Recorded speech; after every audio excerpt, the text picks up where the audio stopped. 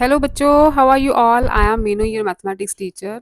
Then let's continue chapter number 5 quadratic equations in one variable of concise mathematics class 10.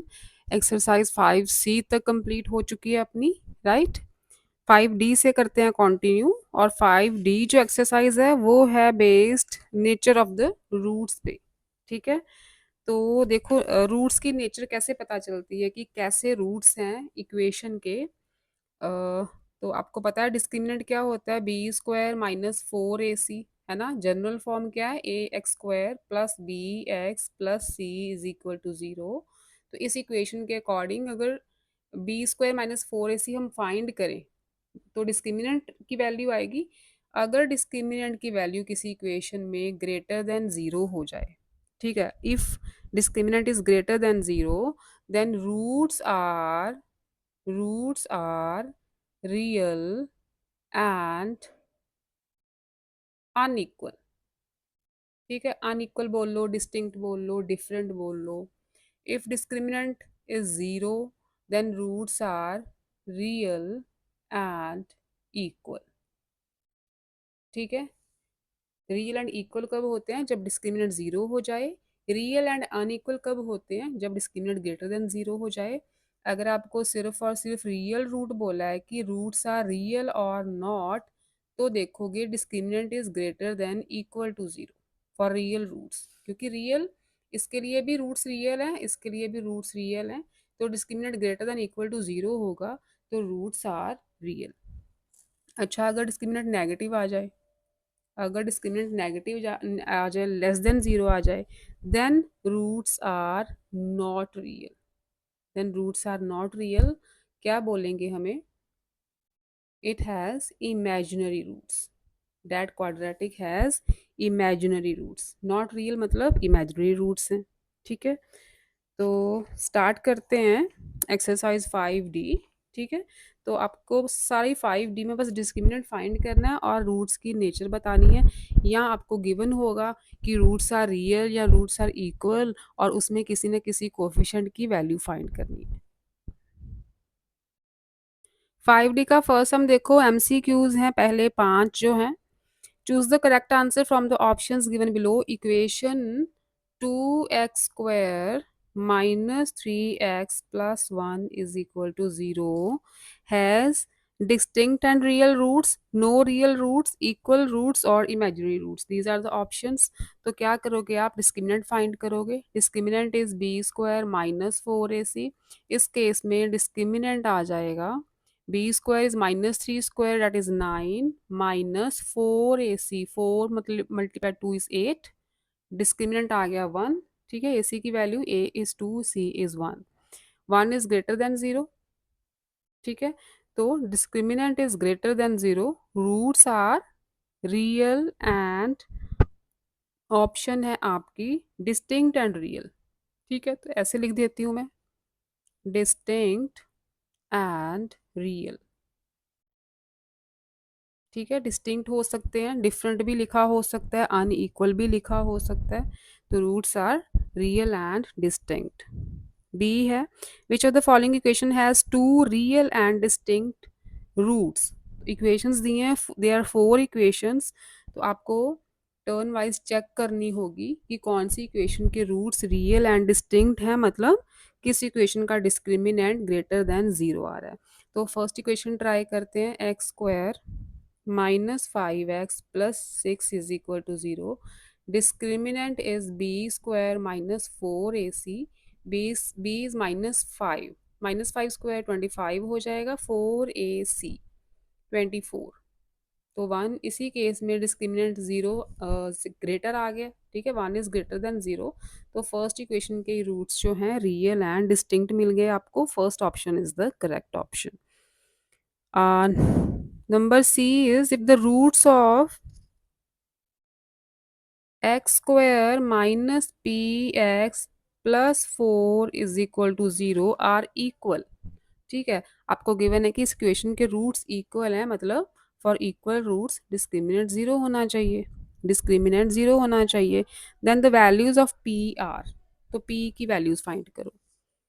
Discriminant क्या होता है, B square minus four A C, B is minus P square आ जाएगा, -4 ए सी is 4। ठीक है, ये zero होना चाहिए। For equal roots discriminant zero होना चाहिए। मतलब p square -16 is equal to zero, p square is equal to 16। तो पी की वैल्यू क्या मिलेंगी, √16। पी इज √16, तो इसके रूट्स मिल जाएंगे 4। अच्छा, पी की वैल्यूज फाइंड करनी है, 4 और -4 वैल्यूज फाइंड करनी है, तो आप और डालोगे। अगर आपको रूट्स पूछा है, ठीक है, अगर आपको रूट्स पूछा है तो आप एंड डालोगे। रूट्स हैं 4 एंड -4, वैल्यूज पूछा है पी की वैल्यूज क्या है, तो 4 और -4। ठीक है, अगर आपको किसी क्वेश्चन में रूट्स पूछा है ना तो आप एंड लिखोगे। अगर आपको किसी क्वेश्चन में वैल्यूज पूछा है कि एक्स की वैल्यूज बताओ, तो आप और लिखोगे। फर्स्ट का D, which of the following equation has imaginary roots. Imaginary roots का मतलब कौन सी इक्वेशन में डिस्क्रिमिनेंट लेस देन जीरो मतलब नेगेटिव आ रहा है। ठीक है, तो आप टर्न वाइज सारी इक्वेशंस ट्राई करना, मैं सेकंड डायरेक्ट कर रही हूँ। Second equation is 2x² -5x + 9 is equal to 0। तो इमेजिनरी रूट्स के लिए डिस्क्रिमिनेंट लेस देन 0 होना चाहिए, तो इसका डिस्क्रिमिनेंट फाइंड करो। b² -4ac, b² मतलब -5² इज 25, -4ac, राइट। ये बन गया 25 -72, तो नेगेटिव आ गई ना वैल्यू, वैल्यू नेगेटिव आ गई, तो इसी इक्वेशन में जो रूट्स मिलेंगे आपको इमेजिनरी मिलेंगे। ठीक है, इसकी वैल्यू नेगेटिव ही आएगी। नेक्स्ट देखो E, one root of the equation 3x² -mx + 4 is equal to 0 is 1। One root is 1, the value of m is, अगर एक रूट आपको 1 दे दिया है तो आप x की प्लेस पे 1 पुट करो। फिर if 1 is the root of this equation, then x की प्लेस पे 1 पुट करोगे तो इस इक्वेशन को वो सेटिस्फाई करेगा। तो ये बन गया 3, यहाँ पे लिखो put x is equal to 1, 3 multiply 1 square is 1, m multiply 1 is m plus 4 is equal to 0, 3 minus m plus 4 is equal to 0, 7 minus m is equal to 0, m आ गया 7। m की वैल्यू क्या मिली हमें, 7। First is the correct option. जो second sum है लिखा है without solving comment upon the nature of the roots of each of the following equations. तो आपको इक्वेशंस दी हैं, आपको नेचर ऑफ द रूट्स बताना है डिफरेंट इक्वेशंस की। तो फर्स्ट देखो, first equation is 7x² -9x + 2 is equal to 0। ठीक है, तो डिस्क्रिमिनेंट फाइंड करते हैं हम। b² -4ac, b is -9, -9² is 81, -4ac, 81 minus 4 two ज़ा 8, 8 7 ज़ा 56। तो यहाँ पे डिस्क्रिमिनेंट पॉजिटिव आएगा, डिस्क्रिमिनेंट पॉजिटिव आएगा। Roots are real and unequal. ठीक है, रियल एंड अनइक्वल लिख लो, चाहे डिस्टिंक्ट लिख लो। Second, 6x² -13x + 4 is equal to 0। 6x² -13x + 4 is equal to 0। Discriminant is b² -4ac, 1694ac, 169 minus 4 4 ज़ा 16, 16 6 ज़ा 96। तो ये भी पॉजिटिव आ जाएगा, डिस्क्रिमिनेंट ग्रेटर देन 0 आएगा इसमें भी। तो इसमें भी roots are real and distinct. Next third part, 25x² -10x + 1 is equal to 0। Discriminant is b², 100 आ गया, -4ac, this is 100 minus 100, discriminant is 0। अगर डिस्क्रिमिनेंट 0 है तो roots are real and equal, roots are real and equal. Next fourth equation देखो, discriminant is B square -4ac is -9। ये बन जाएगा 2 2 ज़ा 4, 4 3 ज़ा 12 +36। ठीक है, ये भी greater than zero, roots are real and distinct. Third देखो बच्चे, the equation 3x² -12x + n-5 is equal to 0 has equal roots. Equal roots हैं तो डिस्क्रिमिनेंट जीरो होगा इस इक्वेशन का। ठीक है, for equal roots discriminant should be zero. Find the value of n। N की वैल्यू फाइंड करनी है। डिस्क्रिमिनेंट क्या होता है, B square -4ac, b is -12, -12 square is 144 -4, a is 3 and c is n-5। ठीक है, ये डिस्क्रिमिनेंट है, इसकी वैल्यू जीरो होनी चाहिए। क्या लिखोगे, for equal roots discriminant is equal to zero. ये आ गया 144 -12 into n-5 is equal to zero. Open the bracket, -12n plus 60, 144 plus 60 will be 402, n is 204 over 12,